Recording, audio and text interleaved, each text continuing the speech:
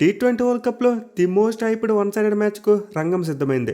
ఈరోజు కొలంబో వేదికగా మన టీమిండియా పాకిస్తాన్తో తలపడబోతున్నారు. సో ఈ మ్యాచ్కి అయితే ఎప్పట్లోనే చాలా హైప్ కనిపిస్తుంది అండ్ మోస్ట్ లైక్లీ ఎప్పట్లోనే ఫలితం కూడా ఉండొచ్చు. అంటే మరోసారి మన టీమిండియాని గెలిచేందుకు ఎక్కువ ఛాన్సెస్ ఉన్నాయి. ఎందుకంటే మనం ఎన్నో సంవత్సరాలుగా కళ్ళారా చూస్తున్నాం. ఇండియా పాకిస్తాన్ మ్యాచ్ అనగానే గ్రేటెస్ట్ రైవల్రీ అని చెప్పి హైప్ చేస్తారు. కానీ చివరికి ఏమవుద్ది, మన టీమిండియా పాకిస్తాన్ కుక్కను కొట్టినట్టు కొడతారు. సో మీరు హెడ్ రికార్డ్ చూసుకున్న, రీసెంట్ రికార్డ్ చూసుకున్న, ఏ రికార్డ్ చూసుకున్నా మన టీమిండియాది అప్పర్ హ్యాండ్. ఈ రెండు జట్ల మధ్య మొత్తం 16 టీ20 మ్యాచెస్ జరిగితే మన టీమిండియా వాళ్ళు 13 గెలిచారు. పాకిస్తాన్ టీం సచ్చిసైడ్ 3 గెలిచారు. వేరే టీ20 వరల్డ్ కప్స్లో చూసుకుంటే మన టీమిండియా డామినేషన్ ఇంకా గట్టిగా ఉంది. మొత్తం 8 మ్యాచ్లు ఆడితే మన వాళ్ళు 7 గెలిచారు, ఒక్కడు మాత్రం ఓడిపోయారు. అలాగే రీసెంట్ రికార్డ్ చూసుకున్న చివరికి రెండు జట్ల మధ్య జరిగిన 5 మ్యాచ్లు కూడా మన టీమిండియానే గెలిచారు. సో పేరుకి ఇది బిగ్ మ్యాచ్ అయినప్పటికీ ఫలితం మాత్రం ఎప్పుడు మన టీమిండియాకి అనుకూలంగానే వస్తుంది. అందుకే మనం దీన్ని గ్రేటెస్ట్ వన్ సైడెడ్ రైవల్రీ అని చెప్పుకోవచ్చు. సో నాకైతే మరోసారి ఎలాంటి డౌట్ లేదు, ఈసారి కూడా మన టీమిండియా పాకిస్తాన్ టీంని బాగా వేసుకుంటుంది. అయితే ఇప్పుడు కొంతమంది అనొచ్చు, పాకిస్తాన్ టీం ఈసారి డిఫరెంట్గా ఉంది, స్ట్రాంగ్గా ఉంది, వాళ్ళ దగ్గర మంచి స్పిన్నర్స్ ఉన్నారు, సో మన టీమిండియాని బీట్ చేస్తారు, తక్కువ అంచనా వేయకూడదని చెప్పి అంటారు. కానీ ప్రతిసారి కూడా అదే జరుగుతుంది.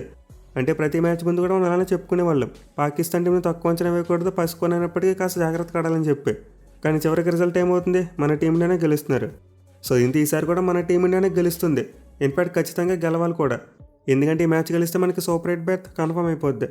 ఎట్ ది సేమ్ టైం మరోసారి పాకిస్తాన్ మీద దండయాత్ర చేసామని చెప్పి సాటిస్ఫాక్షన్ కూడా వస్తుంది. మెయిన్ ఎప్పట్లోనే మరోసారి మ్యాచ్ ముందు పాకిస్తాన్ వాళ్ళు అరుస్తున్నారు. అంటే మేము గెలిచేస్తాం, వలి చేస్తాం, అది చేస్తాం, ఇది చేస్తాం అంటున్నారు. పర్టికులర్గా పాకిస్తాన్ టీంలో అమ్మ 1వ తారీఖు అని చెప్పి ఒక బౌలర్ ఉన్నాడు. అతను ఏమంటున్నాడు, ఇండియా మీద సింగిల్ హ్యాండెడ్గా మ్యాచ్ని గెలిపించేస్తాడంట. సో లాస్ట్ టైం కూడా ఏషియా కప్ అప్పుడు ఒక బ్యాట్స్మెన్ ఎవరు అన్నారనుకుంటా, బౌమరా బౌలింగ్లో 3 సిక్స్లు కొడతాను, 4 సిక్స్లు కొడతానని చెప్పి. బట్ తీరా చూస్తే 2-3 సార్లు డక్అవుట్ అయిపోయాడు. సో ఇలా మ్యాచ్కి ముందు పాకిస్తాన్ వాళ్ళు అంత లేదంత కాదంటారు. కానీ చివరికి ఏమవుద్ది, మన టీమిండియా సైలెంట్కి వచ్చి పాకిస్తాన్ టీంకి 90 mm దింపేస్తారు. ఎనివే కాసేపు వన్ సైడ్ రైవల్రీ గురించి పక్కన పెట్టి మ్యాచ్ కండిషన్స్ గురించి మాట్లాడుకోవాలి. అంటే పిచ్ రిపోర్ట్, మరి వెదర్ రిపోర్ట్. మరి ముఖ్యంగా వెదర్ విషయంలో చాలా అనుమానాలు ఉన్నాయి. అంటే ఈ మ్యాచ్కి వర్షం అడ్డంకి ఉందని చెప్పి సోషల్ మీడియాలో గట్టిగా ప్రచారం జరుగుతుంది. అయితే నిజానికి నేను ఈ వీడియో చేసే టైంకి చూసుకుంటే వెదర్ ఫోర్కాస్ట్లో రెయిన్ ప్రిడిక్షన్ అంత ఎక్కువగా కనిపించట్లేదు. అంటే 35% మాత్రమే ఛాన్సెస్ ఉన్నట్టు చూపిస్తుంది. బట్ 35%లో చూసుకుంటే వర్షం పడే ఛాన్సెస్ మ్యాచ్ ముందే ఎక్కువగా ఉన్నాయి. అంటే మ్యాచ్ స్టార్ట్ అయ్యే ముందు వర్షం వచ్చేందుకు అవకాశాలు కనిపిస్తున్నాయి, బట్ అది కూడా చాలా తక్కువ. సో మోస్ట్ లైక్లీ నేనైతే వర్షం రాదనుకుంటున్నా. ఒకవేళ వచ్చినా సరే మరి అంత లాంగ్ బ్రేక్స్ ఉండకపోవచ్చు. అంటే మనం ఫుల్గా 20 hours గేమ్ చూసేందుకు పుష్కలంగా అవకాశాలు కనిపిస్తున్నాయి. ఇక ఈ మ్యాచ్ ఆడబోయే ఆర్ ప్రేమదాస స్టేడియం యొక్క పిచ్ రిపోర్ట్ చూసుకుంటే జనరల్గా ఒక లో స్కోరింగ్ వెన్యూ. అంటే ఈ గ్రౌండ్లో ఎక్కువగా పెద్ద స్కోర్స్ మనకు కనిపించవు. ఇన్ఫాక్ట్ ఈ గ్రౌండ్లో ఇప్పటివరకు 50 కంటే ఎక్కువ టీ20 మ్యాచెస్ జరిగాయి. బట్ 4 సార్లు మాత్రం 190+ స్కోర్ వచ్చింది. విచ్ మీన్స్ ఈ గ్రౌండ్ ఎంత లో స్కోరింగ్ వెన్యూ మనం అర్థం చేసుకోవచ్చు. బట్ అలా అని చెప్పి మరి 130, 140 స్కోర్ వచ్చే గ్రౌండ్ అంటే కాదు. 160 నుండి 170 మధ్యలో చాలా మంచి స్కోర్ అని చెప్పుకోవచ్చు. ఇక జనరల్గా ఈ గ్రౌండ్లో పిచ్ అనేది ఎక్కువగా స్పిన్ బౌలర్స్కి అనుకూలిస్తూ ఉంటుంది. బట్ ఈ మ్యాచ్కి వాడబోయే పిచ్ ఎలాంటిదో మనకు ఆల్రెడీ క్లారిటీ ఇచ్చేశారు. అంటే రీసెంట్గా మొన్నే ఈ గ్రౌండ్లో జింబాబ్వే మరి ఆస్ట్రేలియా జట్ల మధ్య ఒక మ్యాచ్ జరిగింది. అండ్ ఆ మ్యాచ్ కోసం ఏ పిచ్ అయితే యూస్ చేశారో ఈ మ్యాచ్ కూడా అదే పిచ్ని యూస్ చేయబోతున్నారంట. At the same time Saturday రోజు చూసుకుంటే పిచ్ మీద కొంతవరకు గ్రాస్ కూడా కనిపించిందంట. సో దీంతో మ్యాచ్ ఆడబోయే పిచ్ని అయితే స్పిన్ బాల్కి మరీ ఎక్కువగా అనుకూలిస్తుందని చెప్పి అనుకోవట్లేదు. ఎందుకంటే మనం జింబాబ్వే ఆస్ట్రేలియా మ్యాచ్లో చూసాం, పేస్ బౌలర్స్కి మంచిగా బౌలింగ్ పడింది. బ్లెస్సింగ్ ముజర్బానీ 4 వికెట్లు తీశాడు. అయితే అంత ముందు మ్యాచ్లో చూసుకుంటే మాత్రం ఈ పిచ్ మళ్ళీ స్పిన్నర్స్కి అనుకూలించింది. అంటే టీ20 వరల్డ్ కప్లో మొత్తం 3 మ్యాచ్లు జరిగాయి గ్రౌండ్లో. ఫస్ట్ మ్యాచ్లో శ్రీలంక, ఐర్లాండ్ తలపడ్డాయి. అండ్ ఆ మ్యాచ్లో శ్రీలంక స్పిన్నర్స్ అద్భుతంగా బౌలింగ్ చేశారు. అసరంగా మరి తీక్షణ ఇద్దరు గేమ్ని డిక్టేట్ చేశారు. అండ్ దెన్ సెకండ్ మ్యాచ్ చూసుకుంటే ఐర్లాండ్ వర్సెస్ ఆస్ట్రేలియా. ఈ మ్యాచ్లో కూడా ఎక్కువగా స్పిన్నర్స్ డామినేట్ చేశారు. మేలే జాంపాక్ 4 వికెట్లు వచ్చాయి. At the same time pacers కూడా కొంతవరకు మంచిగానే వికెట్స్ పడ్డాయి. బట్ థర్డ్ మ్యాచ్లో చూసుకుంటే మాత్రం పరిస్థితి మారిపోయింది. జింబాబ్వే మరి ఆస్ట్రేలియా. ఈ మ్యాచ్లో completely pace bowler friendly wicket చూసాం మనం. సో దీంతో ఇండియా పాకిస్తాన్ మ్యాచ్ ఆడబోయే పిచ్ మరీ స్పిన్ బౌలర్స్కి అనుకూలిస్తుందని చెప్పి నేనైతే అనుకోవట్లేదు. ఖచ్చితంగా పేస్ బౌలర్స్ కూడా హెల్ప్ ఉంటుంది. బట్ ఆల్రెడీ యూస్ చేసిన పిచ్ మీద ఆడతారు కాబట్టి ఖచ్చితంగా స్లో డౌన్ అవుతుంది పిచ్ అనేది. అయితే రెయిన్ వస్తే మాత్రం అగైన్ పిచ్ లోగా మారదు, మాయిశ్చర్ ఏర్పడుతుంది. విచ్ మీన్స్ పేస్ బౌలర్స్కి ఇంకా ఎక్కువ హెల్ప్ దొరుకుతుంది. సో మనమైతే ఈ మ్యాచ్ కోసం ఆడబోయే పిచ్ని ఒక మంచి కాంపిటేటివ్ వికెట్గా కన్సిడర్ చేయొచ్చు. అంటే బ్యాట్స్మెన్కి ఛాన్స్ ఉంటుంది, స్పిన్నర్స్కి ఛాన్స్ ఉంటుంది, అలాగే పేస్ బౌలర్స్ కూడా ఛాన్స్ ఉంటుంది. ఎవరైతే తమ స్కిల్ సెట్ విషయంలో 100% బెస్ట్ ఇస్తారో వాళ్ళే మంచిగా పెర్ఫామ్ చేసేందుకు అవకాశం ఉంటుంది. ఇక గ్రౌండ్ యొక్క స్టాట్స్ విషయానికి వస్తే ఇప్పటివరకు మొత్తం 50 టీ20 మ్యాచెస్ జరిగాయి. అండ్ 50 మ్యాచ్లో ఫస్ట్ బ్యాటింగ్ చేసిన టీం 22 మ్యాచ్లు గెలిస్తే చేస్ చేసిన టీం 28 మ్యాచ్లో గెలిచింది. అలాగే గ్రౌండ్లో ఫస్ట్ ఇన్నింగ్స్ యావరేజ్ స్కోర్ చూసుకుంటే 152 రన్స్కి ఉంది. సో రియల్లీ గ్రౌండ్ అయితే ఓల్డ్ స్కూల్ టీ20 గేమ్కి సంబంధించింది. అంటే 160, 170 మధ్య స్కోర్స్ ఉంటూ మంచి రసవత్తరమైన మ్యాచ్లు ప్రొడ్యూస్ చేసే గ్రౌండ్ ఇదే. ఇన్ఫాక్ట్ ఈ గ్రౌండ్లో బౌండరీ సైజెస్ కూడా చాలా కాంపిటేటివ్గా ఉంటాయి. అంటే మరీ పెద్దగా ఆస్ట్రేలియా గ్రౌండ్స్లో ఉన్నట్టు ఉండవు, అలాగని చెప్పి మరీ చిన్నగా ఉండవు. యావరేజ్గా ప్రతి సైడ్ కూడా 70 to 75 మీటర్స్ మధ్యలో ఉంటాయి బౌండరీస్. అయితే టాస్ విషయానికి వస్తే మాత్రం మేబీ లిటిల్ బిట్ కన్ఫ్యూజన్ ఉండొచ్చు. ఇండియా ఇప్పటివరకు T20 వరల్డ్ కప్లో చూసుకుంటే ఆడిన 3 మ్యాచ్లు కూడా ఫస్ట్ బ్యాటింగ్ చేసిన టీమే గెలిచింది. బట్ అఫ్కోర్స్ ఈ 3 మ్యాచ్ల్లో 2 మ్యాచెస్ డే మ్యాచెసే. అంటే ఒక మ్యాచ్ 11 AM జరిగింది, మరో మ్యాచ్ 3 PM జరిగింది. వేరే శ్రీలంక మరి ఐర్లాండ్ మ్యాచ్ చూసుకుంటే 7 PM జరిగింది. బట్ ఆ మ్యాచ్లో కూడా శ్రీలంక టీం ఫస్ట్ బ్యాటింగ్ చేసే గెలిచారు. అయితే ఈ మ్యాచ్ విషయానికి వస్తే కొంతవరకు రెయిన్ థ్రెట్ కనిపిస్తుంది కాబట్టి ఫస్ట్ ఫీల్డింగ్ చేయడమే బెటర్. ఇన్ఫాక్ట్ టాస్ అనేది క్రూషియల్గా కూడా మారచ్చు. ఎందుకంటే ఒకవేళ రెయిన్ ఎక్కువగా పడితే DLS మెథడ్ ప్లేలోకి వస్తుంది. దీంతో ఏ టీం అయితే చేజింగ్ చేస్తారో వాళ్ళకి ఎక్కువ అడ్వాంటేజ్ మారుతుంది కాబట్టి టాస్ అనేది చాలా important. At the same time వర్షం కారణంగా పిచ్ మీద మ్యాచ్లు ఉంటే ఫస్ట్ బ్యాటింగ్ చేయడం చాలా కష్టంగా మారుద్ది. బౌలర్స్కి చాలా హెల్ప్ దొరుకుతుంది పిచ్ నుంచి. సో ఈ మ్యాచ్ కనుక రెయిన్ డిస్టర్బ్ చేసేలా ఉంటే టాస్ అనేది చాలా కీలకం. ఎవరైతే ముందు ఫీల్డింగ్ చేస్తారో వాళ్ళకే గెలిచే అవకాశాలు ఎక్కువగా ఉంటాయి. అయితే ఇక్కడ మన ఒపోనెంట్ పాకిస్తాన్ టీం కాబట్టి మనం పెద్దగా కంగారు పడవలసిన అవసరం లేదు.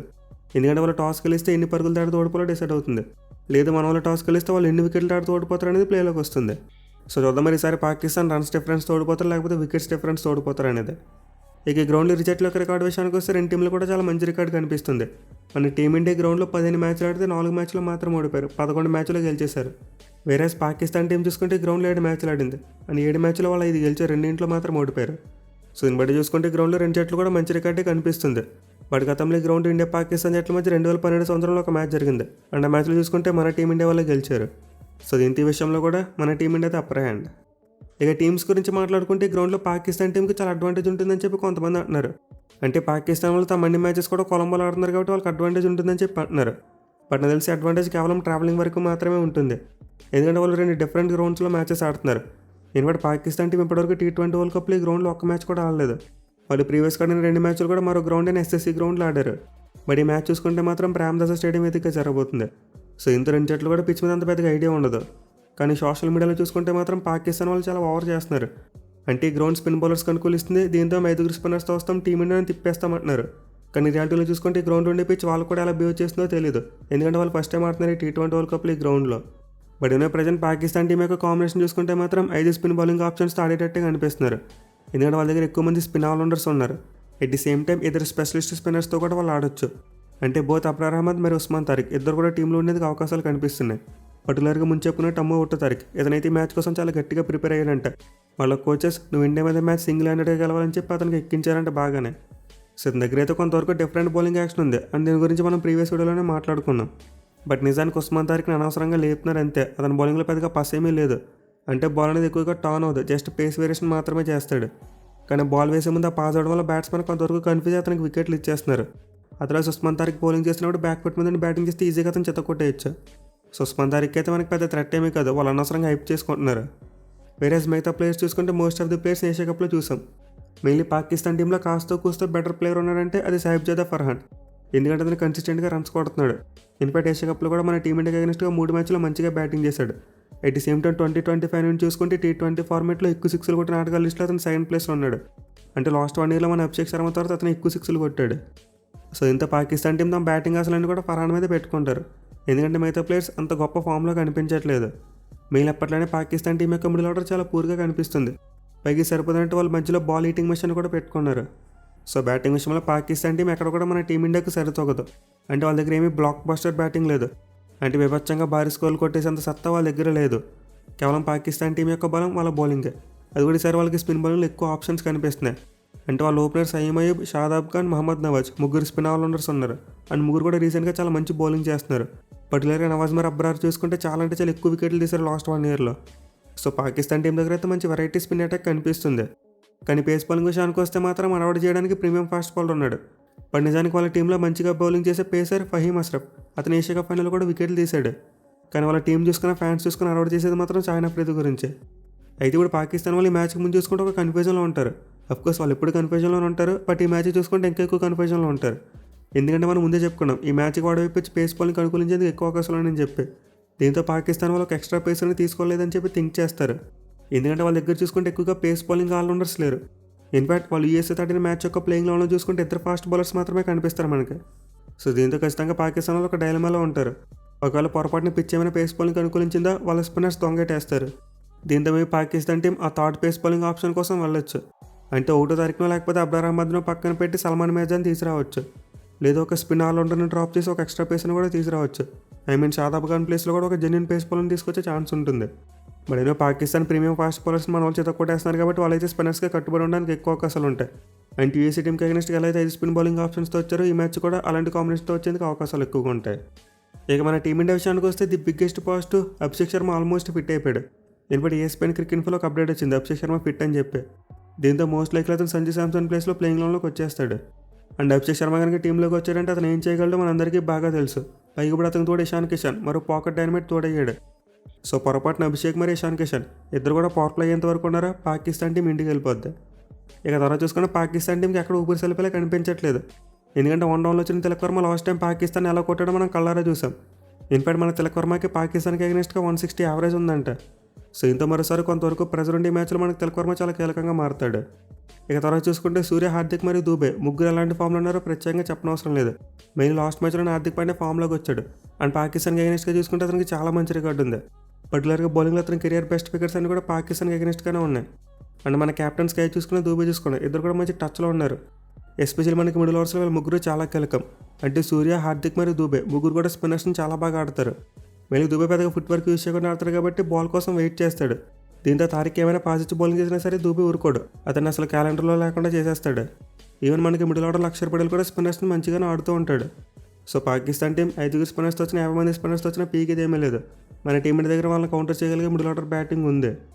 అయితే ఈ మ్యాచ్లో మన బౌలింగ్ విషయానికి వస్తే కాంబినేషన్ విషయాల్లో చూసుకుంటే కాస్త ఇబ్బందులు కనిపిస్తున్నాయి.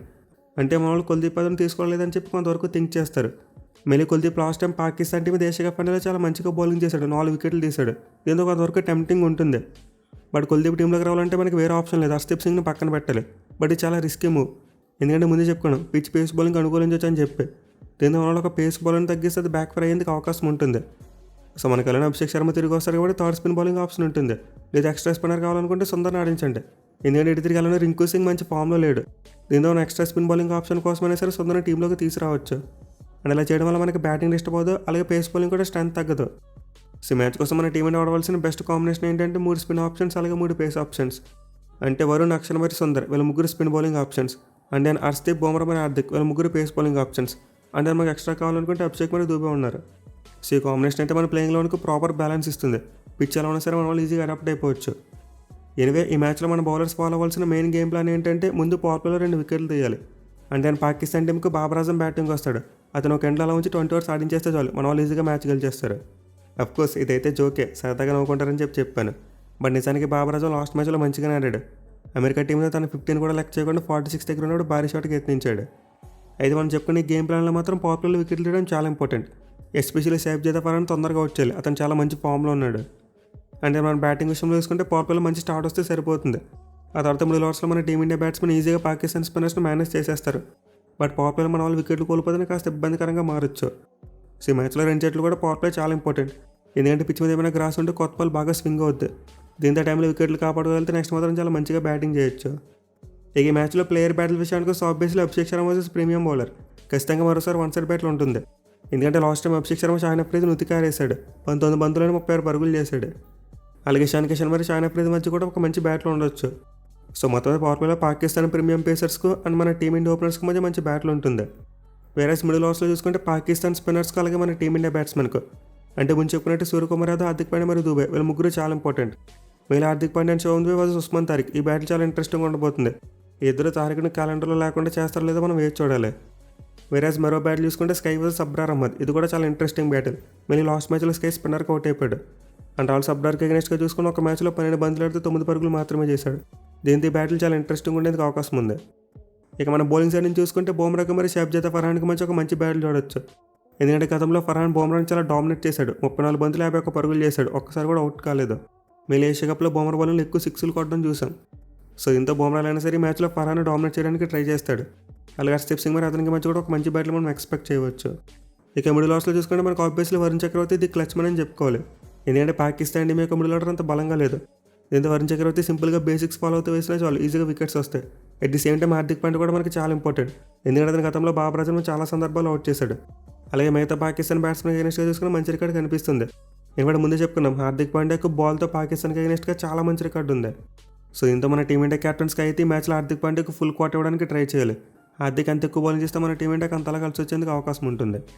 ఎనిమిది మనం ఎన్ని బ్యాటిల్స్ చెప్పుకున్నా ఎన్ని ప్లాన్స్ చేసుకున్నా చివరికి రిజల్ట్ తెలిసిందే. పాకిస్తాన్ వాళ్ళు మనకి దాసోహం అయిపోతారు. చూద్దాం మరి ఈసారి పాకిస్తాన్ టీం ఏం చేస్తారనేది. అంటే మనకి గట్టిగా కాంపిటీషన్ ఓడిపోతారా లేకపోతే పసుకున్న టీంలో ఓడిపోతారా అనేది. Thank you for watching. Have a nice day.